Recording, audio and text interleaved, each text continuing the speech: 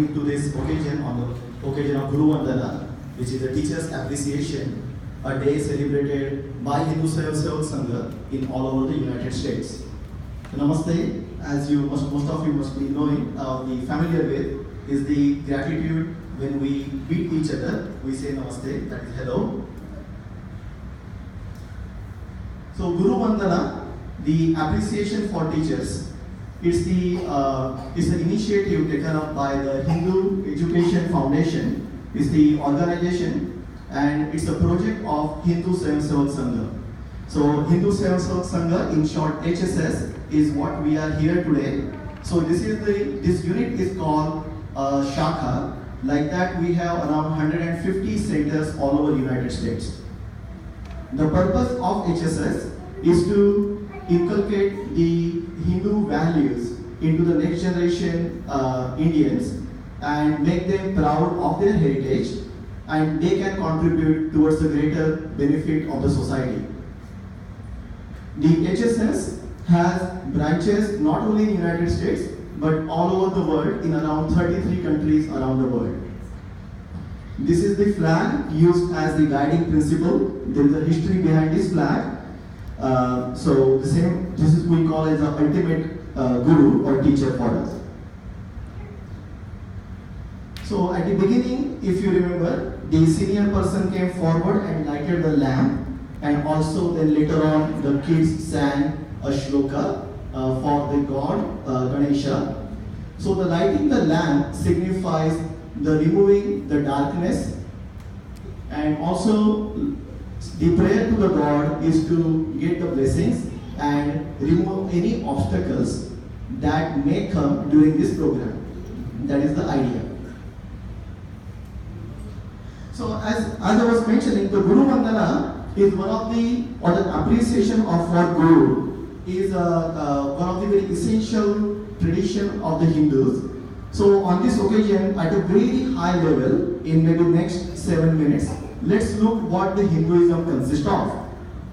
So these are some of the quick facts of the Hindu tradition. So Hindu tradition is known as the outside, it's known as the Sanatana Dharma, which literally translates as the eternal order. Why it is eternal? Because it has no beginning. Nobody knows when it started, and we believe nobody knows when it will end. That's why it is eternal. The truth does not have a beginning, does not have an end. The truth is the truth which continues.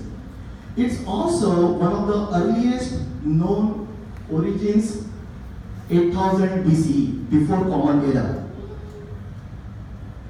Some of the recent facts, some of the recent archaeological excavation in India also suggest that they found through carbon dating the city of Dwarka, which was submerged in the western side of India and as old as 12,000 years old. Hinduism is also one of the oldest continuously living tradition in the world. Continuously, because we can still identify the personalities which are written in a book that's supposed to be happened 12,000 years ago. We can relate to that personality by their virtues. Interestingly, there is no single founder for this tradition. So how it started? It is a compilation of the knowledge given by the rishis. Rishis is the great personality that we revert to, like a gurus, teachers. Although the Veda is the central primary authority for Hindu tradition, but there are many scriptures that also consist of the overall the Hindu tradition. Now these are some of the quick facts. Now, as I mentioned, this is one of the oldest living tradition, going back to 12,000 years old. How does it relate to current day where we are living in right now in the United States? So these are some of the themes I would call in the modern themes or the American themes that we are familiar with in the current day. Yoga and meditation. Who here have not heard yoga at all? Right? So there you go. The yoga comes from Hinduism. According to the latest survey, there are 20 million yoga practitioners in the United States itself. And according to another survey, among non-yoga practitioners, there is an interest to learn yoga, and there is a deeper interest to learn further meditation, natural medicine. As the science, as we find out that there are the side effects of taking the latest medicine that we have, can we have alternate medicine? Can we make use of the nature? And the Ayurveda is one of the oldest natural medicine knowledge given by the India to the world. Vegetarianism. Again, the survey shows that many people are becoming vegetarian for many reasons. But it has the origin in Hindu tradition. People have been vegetarian for the centuries and a millennium. The next modern theory we hear more often is the cooperation versus competition.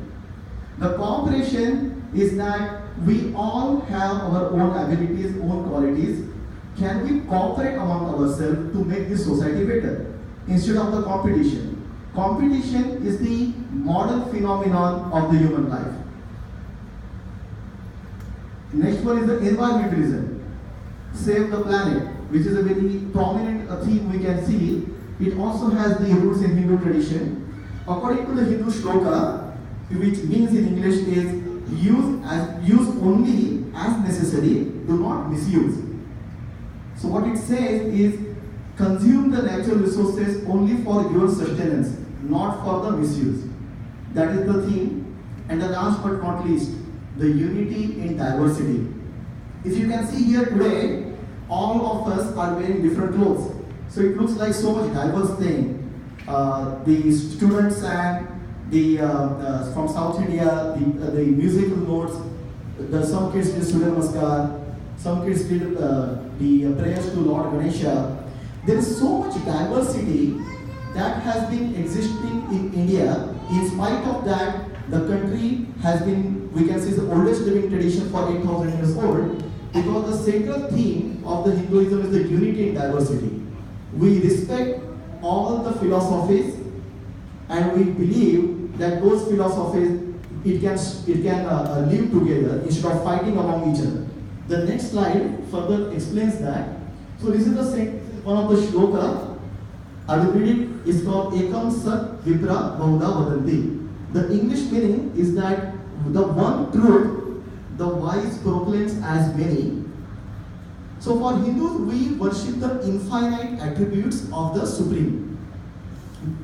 And those attributes are represented in the various forms and the names. So most of you must be familiar that Hindus have so many gods. And why? That is because the reason, because we believe that those are the attributes of the Almighty that each individual has the freedom to worship to. One small example is the person who is very good in the physical strength, right? So he could be worshipping the attribute of the strength of the God. The person who is intellectual, he would be worshipping the knowledge attribute of the God. And the person who is, let's say, financial minded, who would be worshipping the financial aspect of that quality of the God. So according to each attribute, we have gods. So you can pick which one you want. The next one.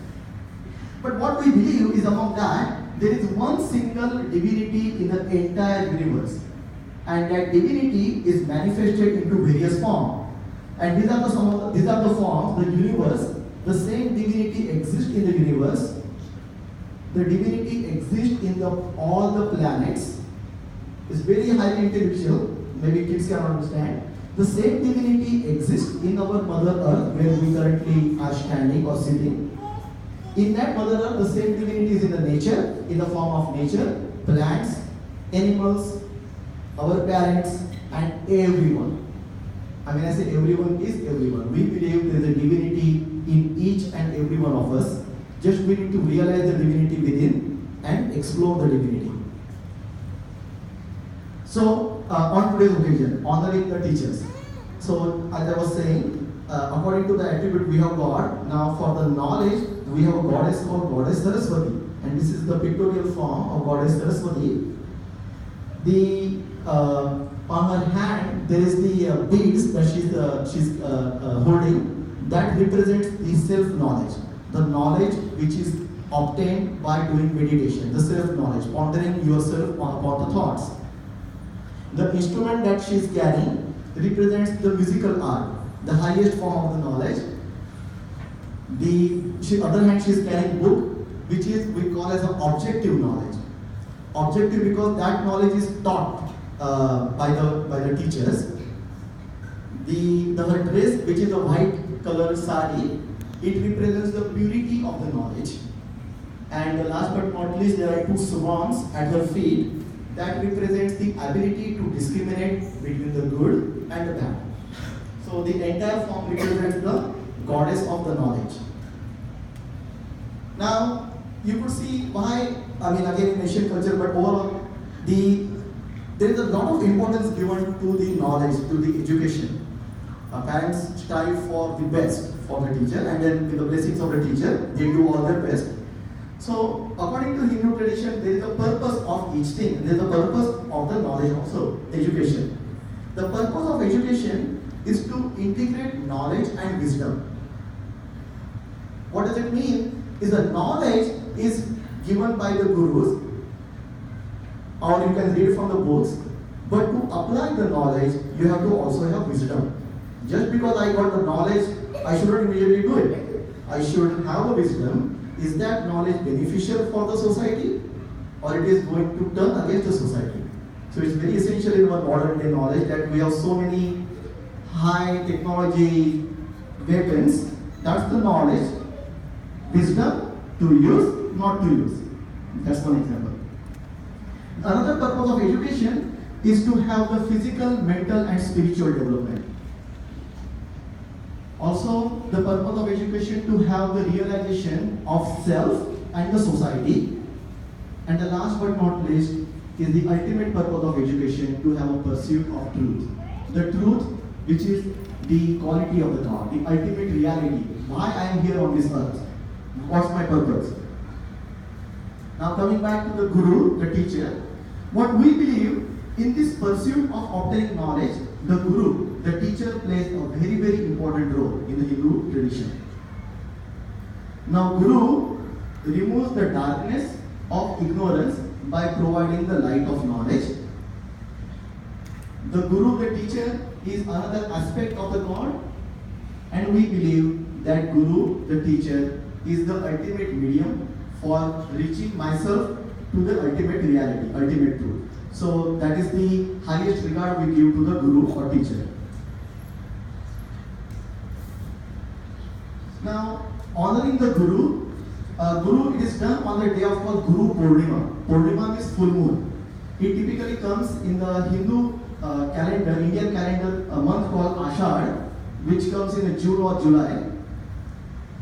On that day, it also commemorates the Rishi Vedavyasa, who is one of the gurus of the Hindu tradition. On this day, everyone, all the students, respects their teachers. And as I mentioned before, the teacher is acknowledged as the ultimate source of divinity. This is the shloka that kids sang: Guru Brahma, Guru Vishnu, Guru Devo Maheshwara, Guru Sakshat Parabrahma, Tasmai Shri Gurve Namaha. What it means is these are the various qualities of the attributes of the God. And we are saying the Guru means teacher. You are the creative force.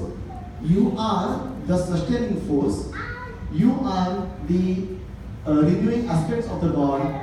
And indeed, you are the God. So for the teacher, for the student, teacher plays a very important role. Of course, the parents, but teacher has that bigger responsibility of imparting the knowledge and having the trust relationship with the student. As Ved and Anita did the Sun Surya Namaskar, two of them. So we believe they did Sun Surya Namaskar is the Surya is sun, Namaskar salutation. So both of them did a salutation to the sun. Why sun? Because we believe that sun is the ultimate visible form or a tangible form of the God's life-giving energy. That's why there was a sun salutation. Now that consisted of the combination of the yoga postures. There are 10 yoga postures, and also there is a breathing, controlling your breath to achieve the physical, mental and spiritual well-being. Thank you all once again for coming to the Guru Vandana program, and we'll continue from here onwards.